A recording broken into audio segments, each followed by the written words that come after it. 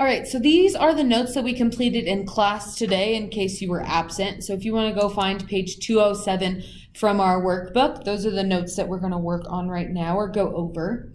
So we just finished our kind of mini unit on simplifying and solving rational expressions. So that was our adding, subtracting, solving, multiplying, dividing. And so now we're going to move on to graphing rationals. So the first kind of graphing, so there's kind of two methods to graphing. The first one we're going to use is our transformation. So we've talked about this in units 1. We talked about this in unit 1 and 2. Were parent function graphs, and then we would move our parent functions based off of the transformations in our equations. So our parent function is this function f of x or y equals 1 over x. So this is our parent function rational. And so what the graph looks like is this graph here. So there's a point at 1, 1, a point at -1, -1, and then it makes these kind of curved shapes. And then this graph creates two types of asymptotes. So there's the horizontal asymptote, which is the horizontal line. So that's at y equals, it's always y equals something. In this case, it's y equals 0 for our parent function. Then we have our vertical asymptote, so that's our vertical line going up and down. And our parent function is always x equals 0. And then those will move based off of the transformations that take place that we've seen before. And so then the coordinate of our y-intercept would be where our graph crosses the y-axis, right? We've done this before, y-intercept. In this case, my graph does not cross the y-axis. If you think about this, if I put in, remember our y-intercept is when x equals 0. If I put x equals 0 into this equation, I would have 1 over 0, which is undefined. So that means that we would have no y-intercept. It cannot cross the y-axis because it's undefined when we plug in 0 for x. So then domain and range, we've talked about this before. Domain and range is the x values being used from left to right, and then our range is our y values being used from down to up. So here, if we talk about our domain, so starting on the left, we're using all of our x values in this graph until we get to 0. We are not using 0. So it gets as close and close to 0, but it never touches 0. And then on this side of the graph, it actually picks up on the other side of 0 and keeps going for the rest of your x values. So it's almost all the values, right? It's almost -infinity to infinity, but this graph never touches 0. So what we can write is all real numbers, which we can write using that r. So all real numbers except 0. So we're going to use all real numbers except for the value 0. It can be any other number. As you can see, we use -5, -4, -3s on the graph, -2, -1, all of these fractions and decimals leading up, but it's never going to touch 0. And then it picks up on the other side, getting all of these decimals 1, 2, 3, 4, 5, 6, and forever and ever and ever. So it's all real numbers except for 0.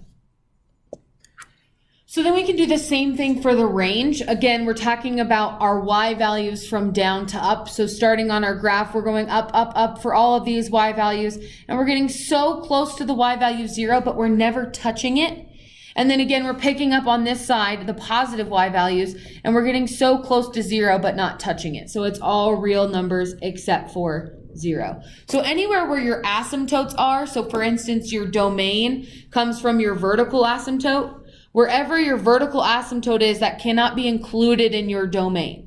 And then the same thing with your range. Whatever your horizontal asymptote is, it can't be included in your range. And we'll see that a little bit later. So then if we talk about our end behavior, so as x goes to infinity, so as your x values are heading this way, as you're going towards the infinity x values, your graph is getting closer and closer and closer to 0. It's heading to 0. Though it may not touch 0, its end behavior is heading in that direction. So it's getting closer and closer and closer to 0. And then this side should say as x goes towards -infinity, there's a typo. All of these should be saying -infinity. We just made a mistake on when we made the worksheet. So then as x goes towards -infinity, again, your graph is getting closer and closer and closer to 0. that y value 0. It might not touch it, but that's the end behavior. That is the direction that it's heading in. All right, so let's look at one more together where we're kind of identifying all of these pieces and parts. So if we look at our function now, we have this transformation with our x value. We have this plus 2. So we should remember from our transformation section, when it's with x, that means it's going right or left. So since it's a positive 2, that means that it went left 2. And you can see that from your graph. Like if you think about this vertical asymptote, it used to be at 0, 0, and now it's at negative 2. It went left 2. So you can see it from the picture as well as the equation. So now we want to identify the horizontal asymptote and the vertical asymptote. So remember, your horizontal line is your line, looks like the horizon, a straight line across. Your vertical line is the line going up and down. Your horizontal line is always y equals. Your vertical line is always x equals. So here my horizontal line stayed at y equals 0. My vertical line moved now left 2 to x equals negative 2. So we can see that from the graph, but we can also tell from our transformations, right? Moving a horizontal line left 2 is not going to do anything. Moving this line right or left is going to keep this line the same. It's our vertical line that we moved it left 2. It moved to negative 2. So then our y-intercept, remember we let x equals 0. So if I take my equation, I have 1 over 0 plus 2. So 0 plus 2 is just 2. So my y-intercept here is at 0 and 1/2. When my x value was 0, my y value became 1/2. So then if we look back to our curve here, our graph here, remember our parent function, we had a point at 1, 1 and a point at negative 1, negative 1. Well, since my graph moved left 2, so did these points. So I have one here. Instead of at 1, 1, it moved left 2. So now it's at negative 1, 1. And then this point that was at negative 1, moved left 2. So now it's at negative 3, negative 1. So those are kind of the two new points that we would base our curve off of. And we're going to look at that a lot when we start graphing them ourselves. Those 2 points are going to help us a lot to create our graph. So now again, we're going to talk about our domain and range and end behavior. So our domain, if we look at our x values, it's going to be all of our x values except for where our horizontal asymptote, our vertical asymptote is, So it's all of these x values, and it gets as close to negative 2 as possible without touching. And then same thing on the other side of our graph. So it's going to be all real numbers except for negative 2, which again, our domain should match. Wherever our vertical asymptote is where our domain can't be. And then our range, again, going from bottom to top, we're using all of these y values, and we're getting as close to 0 as possible without touching it. And then on the other side, again, we're getting as close to 0 as possible, and then using all of our positive y values. So it would be our all real numbers except for 0. And that's because that's where our horizontal asymptote is, right? Our graph does not cross this horizontal asymptote, so it can't be part of our range. So then as we talk about end behavior, so as x goes towards infinity, so these being my positive infinity x values, so as x is heading this way, as my graph is heading towards positive infinity, my graph keeps going as close to that y value of 0 as possible. And then same thing on the other side. As x is going towards negative infinity, as this graph is going this way, it's getting closer and closer to 0. It's not touching the 0, but it is getting as close as possible. All right, so go ahead and pause this video and try number 2, and then we'll come back and talk about it together. So hopefully you tried and you could fill in some of these on your own. So remembering from our transformations, a plus 2 that's not with x means up or down. So since it's a positive 2, that means my graph moved up 2, which we can tell because our horizontal asymptote has now moved up 2. So our horizontal asymptote, remember, is always our y equals. Our vertical asymptote is always our x equals. So here our horizontal asymptote is now at the value 2, so y equals 2. And our vertical asymptote, moving up or down would not affect your vertical asymptote, right? If I have a line and then I move it up 2, it's still on the line. So this is still going to be the x value, x equals 0.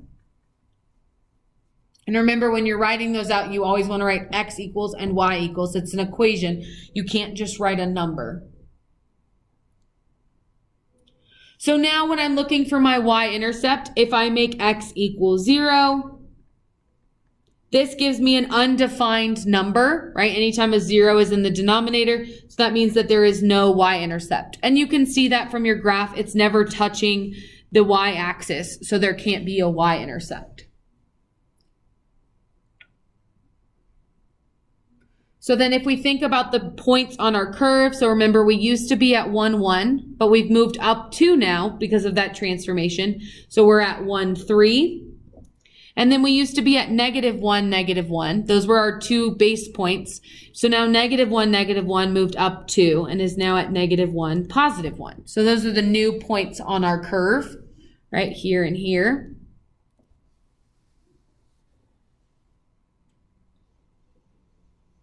So now when we talk about our domain and range, remember our domain is every value but our vertical asymptote. So if we look at the x values, we're using all of these x values on our graph, right? -5, -4, -3, -2, -1.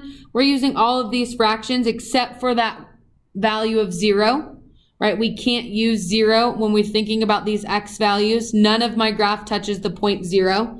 So it's all real numbers except for 0. And then our range is bottom to top. So as we look at our y values, every y value is on our graph somewhere, except for the y value of 2, right? My graph never uses this value because it is my vertical asymptote, or my horizontal asymptote, sorry.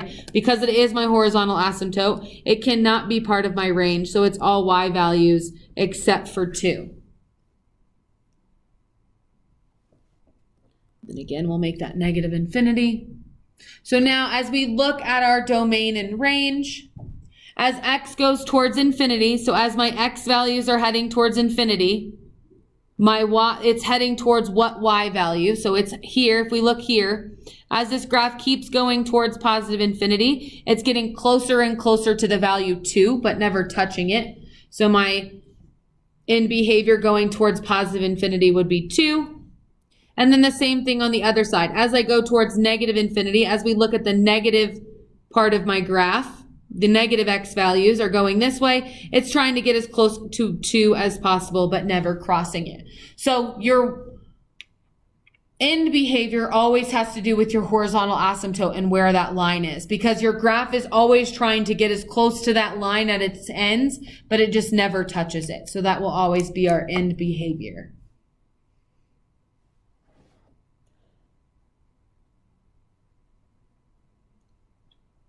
So if we look at the back, really the only difference in the back is we're going to have to create the graph ourselves. So we know how to do that because if we know the transformations, we know how to shift that parent function. So looking at that parent function on the front, we're just going to shift it based off of our transformations. So if we look at our first one here, this -1 means my graph went right 1.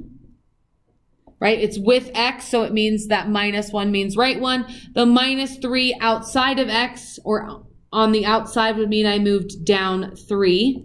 So really, my focus of this graph to help me draw is to focus on those points that my graph has. So my graph, my parent function always has a point at 1, 1 and -1, -1. So I'm going to take this point 1, 1 and I'm going to move it right 1 and down 3. And that will be its new point, right? It went right 1. And remember, you're going from the point 1, 1. So just be careful when you're doing your transformations. It's from the point 1, 1, right 1, down 1, 2, 3. And then from the point -1, -1, you go right 1, down 1, 2, 3. So that would be at -4. We just, not a good graph for this picture, but that's all right. So then your asymptotes always fall between those 2 points, right? The only space for a vertical line between these 2 points would be here. You can also think about your vertical line moves right or left, and so it moved right 1. And then your horizontal line only moves up or down, so it moved down 3, which again is the only point between these two. The only whole number that is between the 2 points that you just drew. And then it's just a curve. We're just estimating the rest of the curve. So we're going to come this way and this way. And we're trying to get as close to those asymptotes as possible without touching or crossing them. So we just kind of hug the asymptotes on both sides. So now that we've created the graph ourselves, we can answer the rest of those questions that we were answering on the front. So where are your horizontal asymptotes, vertical asymptotes, and things of that sort. So your horizontal asymptote is that horizontal line. So that was the line we made here at y equals -3. And then your vertical line is that straight up and down line, which we had made at x equals +1. Right? It used to be at 0, 0, but it shifted right 1. So it's out now at +1. And then my horizontal asymptote used to be at 0, but it went down 3. So now it's at -3. So then to find my y-intercept, I make x equals 0. So I have 0 minus 1 minus 3. So 0 minus 1 is -1. So this becomes 1 over -1, which is just -1 minus 3. Which is -4. And we know that we just graphed that point here, so we know that that's our y-intercept. Then our new points on the curve were these ones that I made right at the beginning. So 1, 1 became 2, -2 when I shifted it right 1 and down 3. And then -1, -1 became 0, -4 when I shifted it right 1 and down 3. So then our domain are our x values. We're using all of these x values except for where the vertical asymptote is. So except for +1. And then our range is all of the y values, right? We're using all of these y values except for where that horizontal asymptote is, which is -3. So all real numbers except for, and then where those asymptotes lie. Right? Our x value goes with domain because remember domain is x values. Our y values go with range because our range is the y values. And then for our end behavior, as x goes to infinity, so as you're going towards those positive x values, your graph is trying to getting closer and closer to that y value of -3. And same thing on the other side. As my graph goes towards the negative x values, it's getting as close to as -3 on that side, right? From both ends, it's approaching that horizontal asymptote.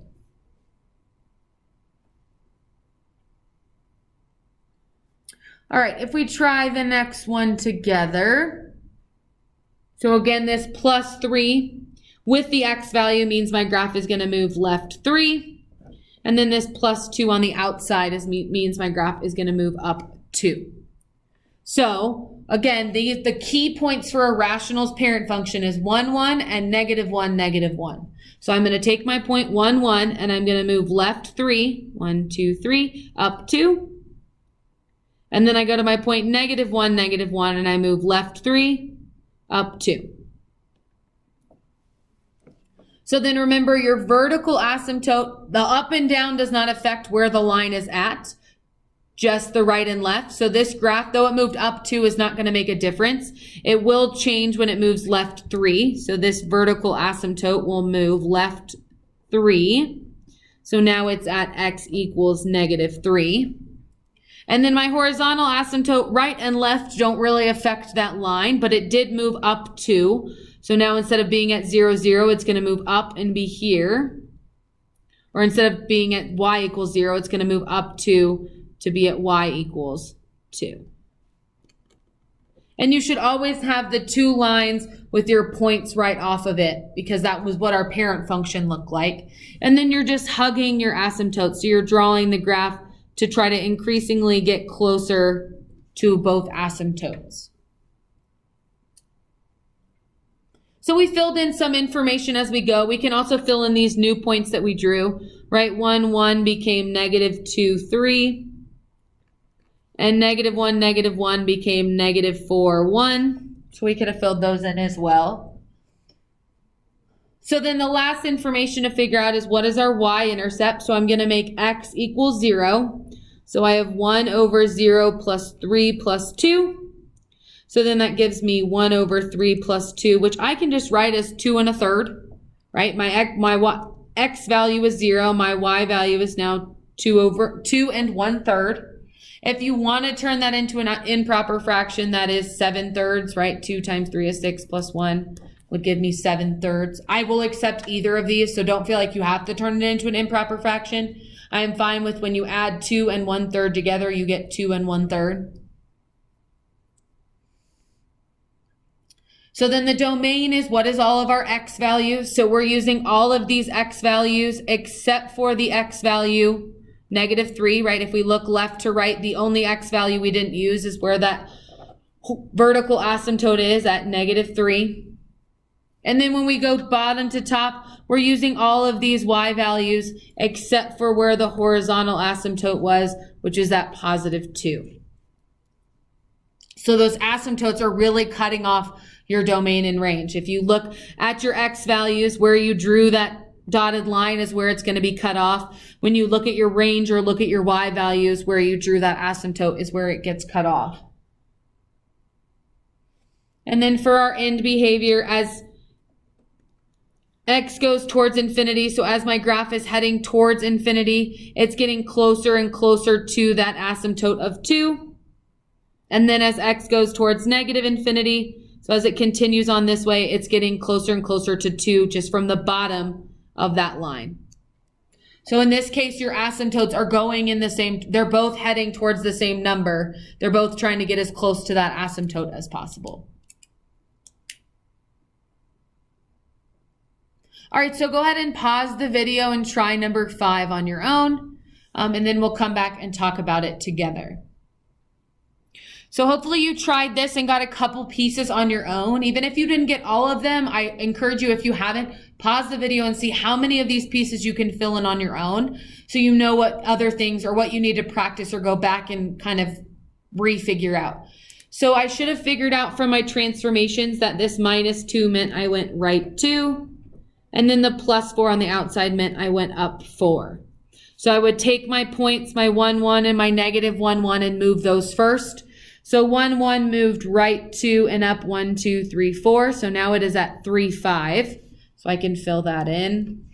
And then my point -1, -1 moved right 2 and up 1, 2, 3, 4. So now it is at 1, 3.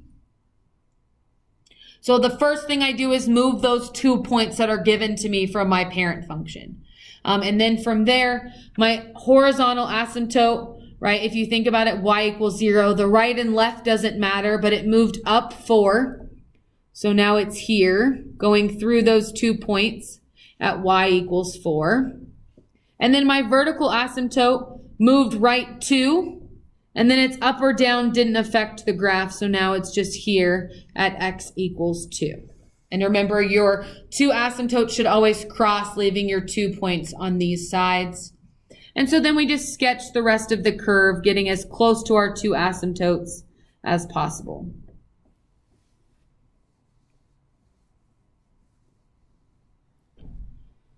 So then if I try to figure out my y-intercept, I make x equals 0. So I have 0 minus 2 plus 4. So then 0 minus 2 is -2. So this becomes -1/2 plus 4.